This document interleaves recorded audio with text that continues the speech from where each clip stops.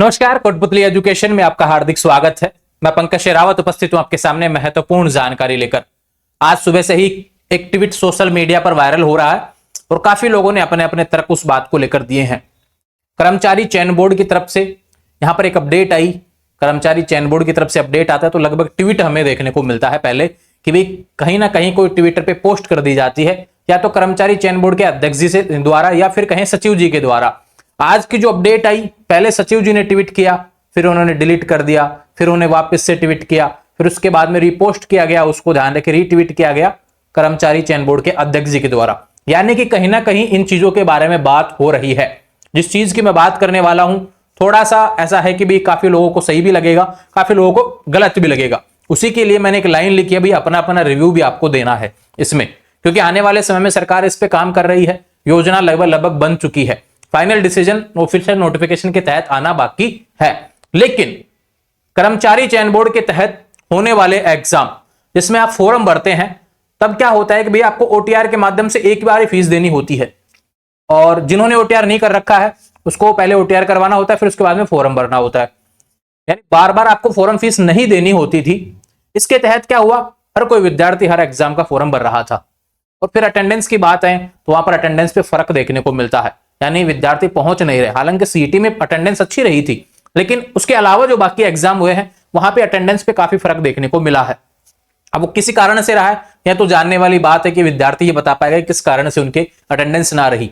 लेकिन यहां पर कर्मचारी चयन बोर्ड ने कुछ तर्क दिए हैं और कुछ बातें कही हैं कि हम यहां पर निर्धारित कर रहे हैं, और हम नहीं, सरकार ने मन बना लिया इस चीज को लेकर भैया कि आने वाले समय में जो फॉर्म भरे जाएंगे, आरपीएससी की तरफ से थोड़े समय पहले बातें इसको लेकर की जा चुकी हैं कि भाई हम भी फॉर्म का शुल्क लेंगे। ठीक ऐसे ही बात करें, यहां पर कर्मचारी चयन बोर्ड की तरफ से भी अपडेट है। ट्वीट जो आपको मैं दिखाने वाला हूं उसके बारे में हम बात करेंगे। स्क्रीन पर आपको देखने को मिल रहा है ट्वीट। जो पहले आया था वो ये रहा ट्वीट।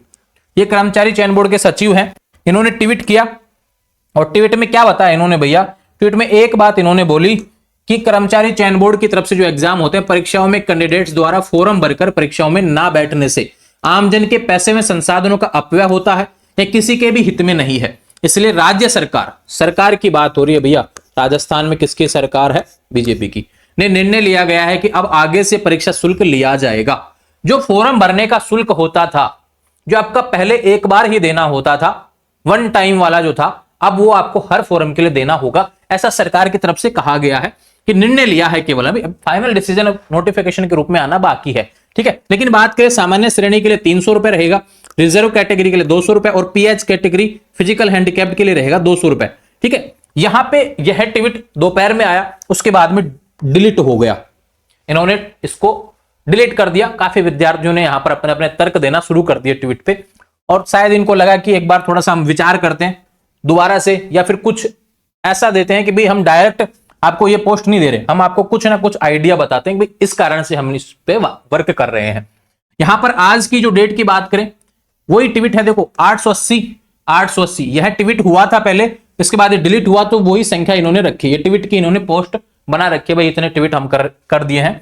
तो काफी स्टूडेंट्स कैंडिडेट्स जो फॉर्म भरने के बाद परीक्षा में नहीं बैठते, जिसने सार्वजनिक धन व संसाधनों के काफी अपव्यय होता है। हमारा सोचना है कि ऐसे कैंडिडेट्स की एग्जाम फीस लगनी चाहिए। पिछले समय एक परीक्षा में 28% कैंडिडेट्स उपस्थित हुए। आज जो एक एग्जाम थी कनिष्ठ अनुदेशक की, 58% उपस्थित हुए। बाकी लोग कहां गए, सवाल निकल के आता है ये, क्योंकि इनको तो व्यवस्था करनी पड़ती है 100% के हिसाब से, जितने फॉर्म गए उसके हिसाब से व्यवस्था करनी पड़ती है, और उसमें समय भी लगता है और बाकी चीजें तो लगती हैं। लेकिन अब ये विद्यार्थी हित की बातें की जा रही है, उस विद्यार्थी हित पे मैं कुछ बोलना चाहूंगा। ठीक है भाई, आप इन चीजों को प्लान कर रहे हैं, बहुत अच्छी बात है, आप सोचते हैं विद्यार्थियों के हित में, हम भी सोचते हैं विद्यार्थियों के हित में। लेकिन जिस विद्यार्थी को जो आवश्यकता है वो भी थोड़ा सा आप सोचिए भैया। कोई भर्ती 3 साल से पेंडिंग चल रही है, जिन विद्यार्थियों ने एग्जाम पास कर लिया, रिजल्ट आ गया, सारी चीजें हो गई, उनको ज्वाइनिंग नहीं दी जा रही है, वहां का विद्यार्थी हित कहां है। कभी कोई वैकेंसी की घोषणा पिछले 3 साल से होती आ रही है, पूरी नहीं हो पा रही है। बात करें पद खाली पड़े हैं, सरकारी स्कूलों की बात करें, किसी भी डिपार्टमेंट में देख लो आप, पद सारे खाली पड़े हैं भैया, लेकिन वैकेंसी आती है 2-4 हजार पर, जबकि लाखों में पद खाली पड़े हैं। एक बात करें, यहां पर पिछले कुछ समय में ऐसी कौन सी भर्ती है जो बड़े पदों पर आई हो, बता दीजिए। एक सफाई कर्मचारी की आई, उसमें भी आपने कंडीशंस वगैरह लगा दी, तो ठीक है भैया, वहां पे वो भर्ती। उसके अलावा ऐसी कौन सी भर्ती थी जिसमें आपको बड़ी संख्या देखने को मिली हो कि भाई हाँ गवर्नमेंट जॉब आ गई इतने पदों पर।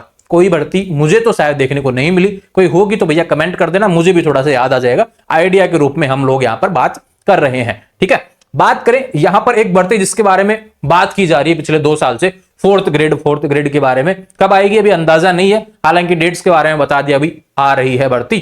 लेकिन बात करें 60,000 पदों पर बात हो रही थी, वह 48,953 के आसपास पदों पर अभी आना स्वीकृत की बात की जा रही है। अब आते आते कितने पद हो जाते हैं देखने वाली बात होगी।